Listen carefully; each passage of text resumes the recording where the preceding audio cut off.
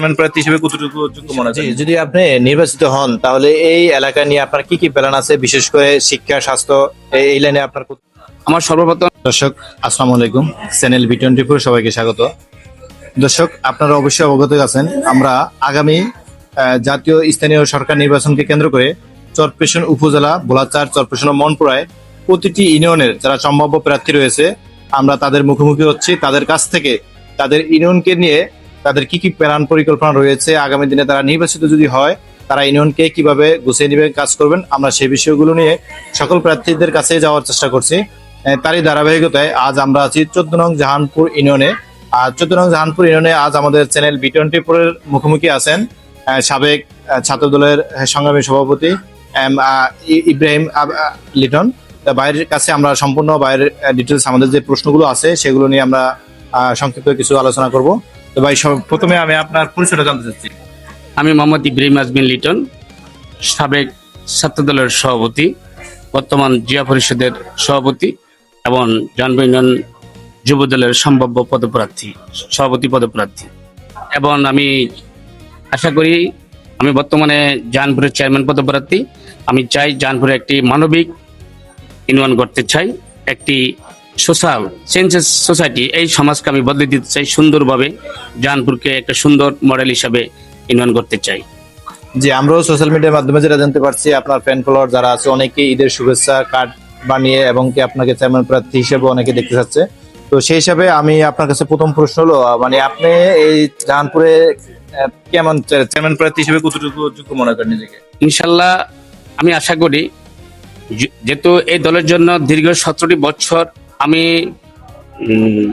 1998 সালে ছাত্র দলের সাংগঠনিক সম্পাদক নির্বাচিত হয়েছি। তখন আমার চরপেশন উপজেলা ছাত্র দলের সভাপতি ছিল আশরাফন দীপু, সেক্রেটারি মীর সায়েদ ভাই নেতৃত্বে আমি ছাত্র দলের সাংগঠনিক সম্পাদক হয়েছি। তারপরে চরপেশন ছাত্র দলের সভাপতি মীর সায়েদ ভাই এবং আমার আজকের রাজনৈতিক অভিভাবক চরপেশন যুব দলের সভাপতি শহীদুল আলম ফরিঞ্জ ভাইয়ের নেতৃত্বে আমি ছাত্র দলের সাধারণ সম্পাদক নির্বাচিত হয়েছি। এবং আমার আব্দুর রাজ্জাক ও রিয়াজ শিকদারের নেতৃত্বে আমি জাহানপুর ইউনিয়নের ছাত্র দলের সভাপতি নির্বাচিত হয়েছি। এবং এই দীর্ঘ 17টা বছর অক্লান্ত পরিশ্রম করেছি, অনেকবার জেল খেটেছি, ঈদও করতে পারিনি। স্বৈরাচার আওয়ামী লীগের শাসন আমলে আমি অনেক নির্যাতিত হয়েছি। দীর্ঘ 6 মাস ঢাকা আগারগাঁ নিউ রিসার্চ হাসপাতালে মৃত্যুর সাথে পাঞ্জা লড়েছি। অবশ্যই আপনারা বিভিন্ন মিডিয়াতে এবং বিভিন্ন সোশ্যাল মিডিয়াতে আপনারা দেখেছেন এবং বিভিন্ন সাংবাদিকদের বিভিন্ন পত্রিকা দেখেছেন। আমি দীর্ঘ 6 মাস নিউ রিসার্চ হাসপাতালে ভর্তি ছিলাম, দীর্ঘ 2 মাস আইসিইউতে ছিলাম। প্রাণে মা বাবার দোয়ায়, আমার জাহানপুরের মানুষের দোয়ায়, ভালোবাসা, আশীর্বাদে আমি বেঁচে আছি। আমি আশা করি শতভাগ আমার প্রাণপ্রিয় নেতা নসরুল নয়ন ভাই যদি দলীয় ডেলিগেটের চিন্তা করে, ইনশাল্লাহ আমি আশাবাদী 100%। নির্যাতিত দলের দুঃসময় এই দলকে অনেক তিলি তিলি করে দলকে সুন্দরভাবে পরিচ্ছন্ন করে রেখেছি। আমি আশাবাদী 100% নয়নতা নসরুল নয়ন ভাই আমাকে নমিনেশন দিবে। জি, যদি আপনি নির্বাচিত হন তাহলে এই এলাকা নিয়ে আপনার কি কি প্ল্যান আছে, বিশেষ করে শিক্ষা, স্বাস্থ্য, এই লাইনে আপনার কতটুকু প্ল্যান রয়েছে? আমার সর্বপ্রথম অঙ্গীকার হব মাদক মুক্ত জাহানপুর হবে এবং শিক্ষা ক্ষেত্রে জাহানপুরে এবং শিক্ষা ক্ষেত্রে নকল মুক্ত। আমি আশাবাদী জাহানপুরে কোনো প্রতিষ্ঠানে নকল চলবে না এবং মেয়েদেরকে পথে ঘাটে রাস্তাঘাটে কোনো ইপটিজিং, এটা আমি প্রতিবাদ করব। এবং কখনো বাল্য বিবাহ, জাহানপুরে বাল্য বিবাহ প্রতিরোধ করব।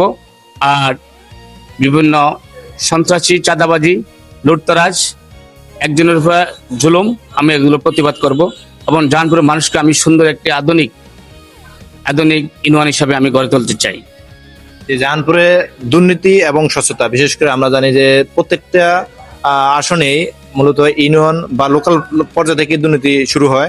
সেক্ষেত্রে আপনি আপনার ইউনিয়ন পরিষদে কতটুকু স্বচ্ছতা রাখবেন, বিশেষ করে ইউনিয়ন পরিষদে যে বাজেট আসে, বিশেষ করে যে অনুদান আসে জনগণের, যে মানে এই কি বলে এটা কাবিখা বা পঙ্গু ভাতা, বিভিন্ন ধরনের ভাতা, এগুলো জনগণকে কতটুকু পরিমাণ আমি সঠিকভাবে বুঝি? আমি ইনশাল্লাহ আশা করি এই জাহানপুর আজকে এই সোশ্যাল মিডিয়ার মাধ্যমে আমি বলে দিতে চাই, জাহানপুর মানুষকে আমি প্রচার করতে চাই।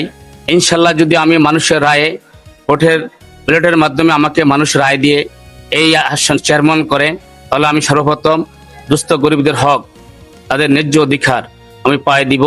এবং যেটা পুঙ্গ ভাতা, যারা অরিজিনাল 100% পুঙ্গ, তাদের মাধ্যমে বন্টন করব।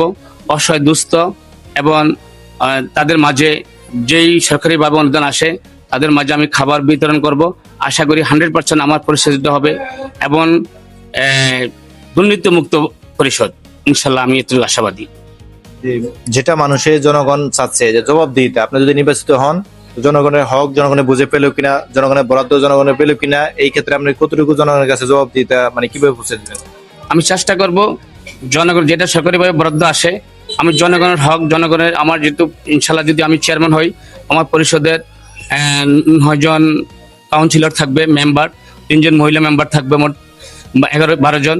আমি এদের মাধ্যমে 100% আশা করি জনগণের হক, জনগণের যেটা প্রাপ্য আমি বন্টন করার 100% চেষ্টা করব। জি, আমরা দর্শক, আমরা আজমির লিটন ভাইকে অসংখ্য ধন্যবাদ শত ব্যস্ততার মাঝে আমাদেরকে সময় দেওয়ার জন্য। দর্শক, আপনাদেরকেও ধন্যবাদ। আমরা পরবর্তীতে আসছি পরবর্তী যে কোনো কাউন্সিলের প্রার্থীদেরকে নিয়ে। সবাইকে ধন্যবাদ। দেখা হবে আমাদেরকে নেক্সট ভিডিওতে। সবাইকে আসসালামু আলাইকুম।